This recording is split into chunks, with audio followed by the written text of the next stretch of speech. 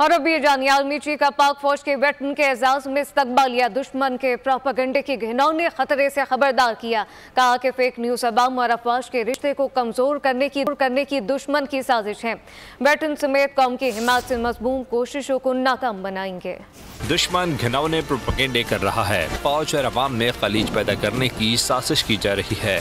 Army chief ने बड़े खतरे से खबरदार कर दिया। आर्मी वेटरन्स के एजाज में जनरल आसिम मुनीर के दिए गए इस्तकबालिया में रिटायर्ड फौजी अफसरान और जवानों की बड़ी तादाद ने शिरकत की। ISPR के मुताबिक आर्मी चीफ ने चैलेंजेस के मुकाबले में इत्तेहाद और लचक की बुनियादी अहमियत पर जोर दिया। कहा कि वेटरन्स पाकिस्तान की तरक्की में अहम किरदार अदा करते रहे हैं। वेटरन्स ने भी पाक फौज की क़यादत पर एतमाद और सिक्योरिटी चैलेंजेस का मुकाबला करने में हिमायत का अदा किया। ISPR का कहना है कि यह तकरीब पाक फौज और इसके साबिक फौजियों के दरमियान अटूट बंधन का सबूत है। मुल्क की खुशहाली और सलामती के लिए पुरज़्म है।